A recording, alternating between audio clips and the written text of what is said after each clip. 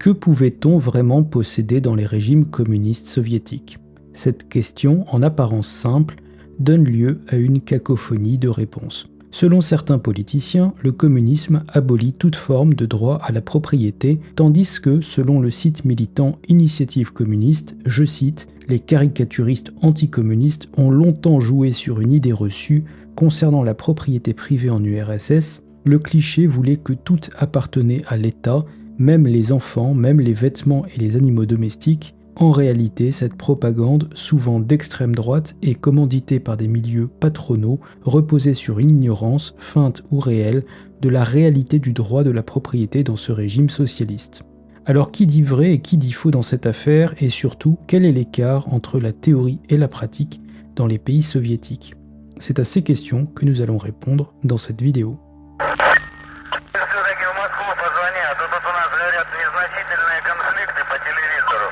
Repartons brièvement aux fondements théoriques du communisme. Le communisme constate que les moyens de production sont entre les mains d'un petit nombre de grands propriétaires et en déduit que pour garantir un bon niveau de vie à tous, il faut confier à l'État la gestion des moyens de production et la répartition des bénéfices de cette production. Cette stratégie a fait l'objet de critiques, comme celle formulée par Hilaire Belloc, qui considérait préférable de distribuer les moyens de production plutôt que de répartir les richesses produites. Mais ce qui nous intéresse vraiment ici, c'est que cette notion de moyens de production scinde la propriété privée en deux. D'un côté, il y a la propriété qui peut être employée comme moyen de production, et de l'autre, celle qui n'a pas vocation à devenir un moyen de production. Dans le langage communiste, la propriété privée désigne la propriété de moyens de production. On parle à l'inverse de propriété personnelle pour parler de biens qui ne peuvent pas produire de richesse.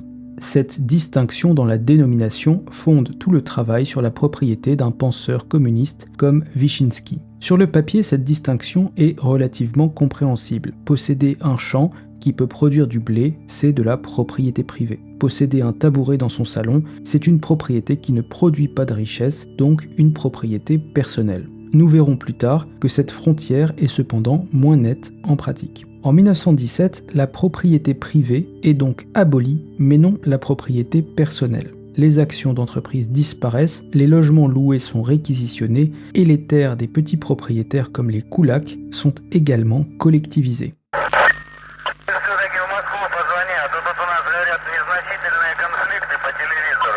Les plus fervents communistes vous le diront, en abolissant la propriété privée, on empêche la spéculation, et la spéculation c'est le vol. L'histoire, telle que les communistes nous la racontent, s'arrête à peu près là, et c'est dommage. Indépendamment de la validité pratique de la distinction entre propriété privée et personnelle sur laquelle nous reviendrons, les militants communistes contemporains nous disent que cette seconde branche de la propriété personnelle n'a jamais été remise en question en URSS. C'est historiquement inexact. Des confiscations de biens personnels ont bien eu lieu de manière à la fois documentée et avec un encadrement juridique. Toute la période qui suit immédiatement la révolution de 1917 est marquée par des saisies arbitraires de propriétés et de biens personnels. Pour une bonne part, ces saisies ne conduisent pas à la production de documents officiels et s'apparentent à du quasi-pillage. Il faut attendre 1920 pour que l'administration soviétique cherche à encadrer la pratique des réquisitions, encadrement qui donne lieu à de très nombreuses réclamations pour demander la restitution d'objets personnels abusivement confisqués. Ces réclamations, produites dans les années 1920, furent pour l'essentiel refusées pour des prétextes divers. L'année suivante, en 1921, un décret sur les réquisitions et confiscations est publié par le Commissariat du peuple à la justice pour indiquer que toute saisie antérieure à 1920 ne peut faire l'objet d'une restitution. Un décret supplémentaire de 1922 statue d'autre part qu'un ancien propriétaire d'un bien ne peut le réclamer à son nouveau propriétaire, et ce, quand bien même le bien aurait fait l'objet d'une saisie abusive. Le droit à détenir les objets personnels, dont on a vu combien il avait été malmené entre 1917 et 1922, ne sera définitivement protégé que par l'article 10 de la Constitution de 1936. Mais la réalité demeure bien plus nuancée, notamment en raison de la porosité de la frontière entre propriété privée et personnelle.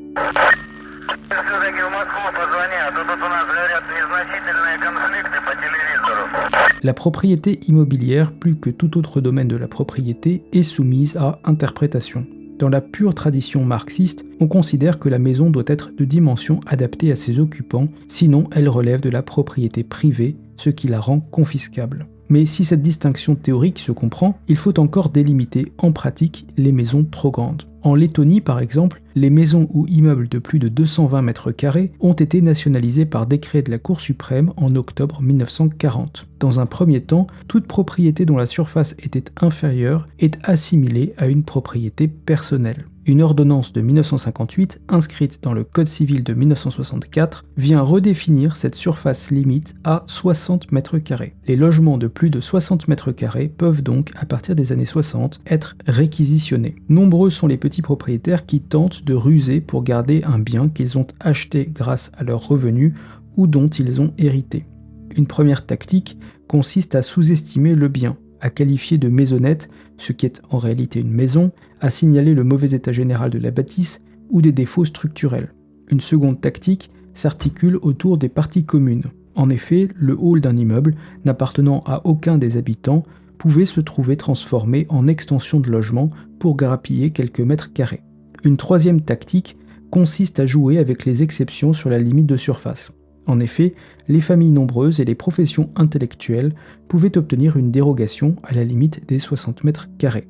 En cas de réquisition, certains propriétaires obtiennent une compensation financière et à partir des années 80, suite à la surproduction d'immeubles d'habitation, une proposition de relogement.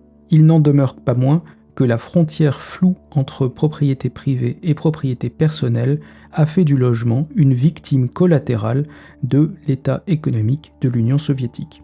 L'exemple du logement est analogue à celui des jardins privés. Le lopin de terre relève de la propriété personnelle tant qu'il ne sert pas à produire des fruits et légumes. Tout le reste des terres est collectivisé et cela se fait par une expropriation massive des petits exploitants connue sous le nom de découlakisation. Cependant, contrairement au logement, l'encadrement des propriétés de jardins s'assouplit progressivement pour une raison très pragmatique. Les jardins collectifs ont une productivité médiocre et beaucoup plus faible que celle des jardins individuels. Le marxisme pur et dur tend donc à plier face à la réalité des pénuries alimentaires.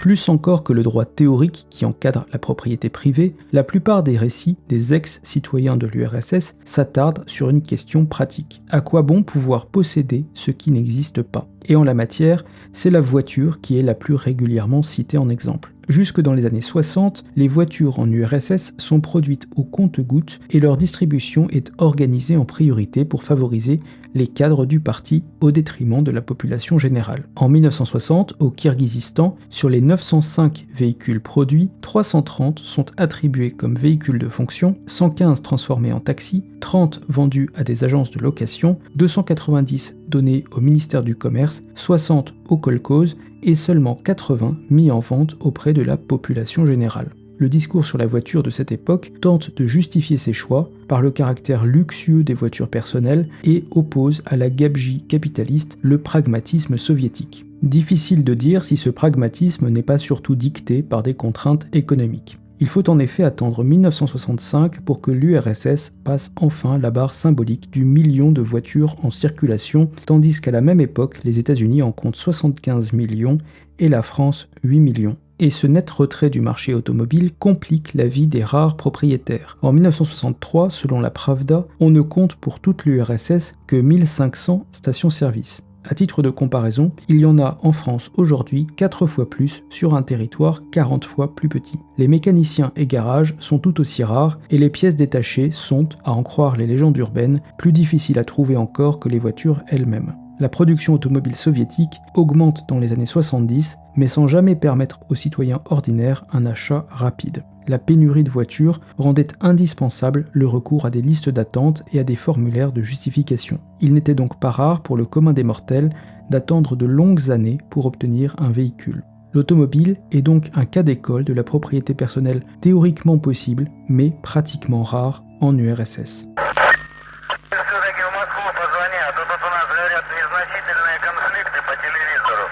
En conclusion, on a vu dans cette vidéo les limites de la distinction opérée par les communistes entre propriété privée et propriété personnelle. Si la propriété privée a été effectivement abolie, la propriété personnelle a également été rognée au gré des mésaventures de l'économie soviétique, soit à la faveur d'une redéfinition des critères de la propriété personnelle, soit par une pénurie d'offres, la propriété personnelle en URSS ayant systématiquement été remise en question dès lors qu'elle sortait des produits de première nécessité, excepté peut-être parmi la caste des proches du pouvoir.